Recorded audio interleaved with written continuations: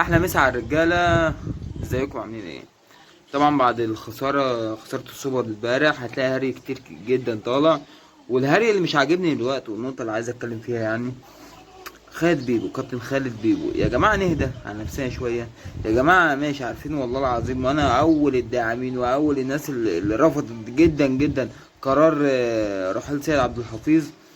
ولكن عايزين نفهم بس ونفرق ما بين كابتن سيد وما بين اي حد تاني هيجي مكانه، ما بين شخصية كابتن سيد وشخصية اي حد تاني هيجي مكانه. انا معاك ان المنصب ده مرسوم على كابتن سيد، ما انا معاك في النقطة دي. ولكن خلاص، خلاص دلوقتي احنا قدامنا مدير الكورة اللي هو كابتن خالد بيبو، محتاج كل الدعم ايا كان هو شخصيته عاملة ازاي، ايا كان هو يستحق المنصب ده ولا لا.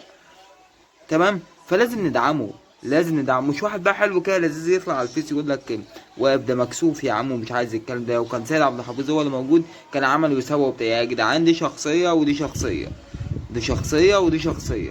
تمام، نستنى نشوف الراجل الاجمالي بتاعه يبقى عامل ازاي.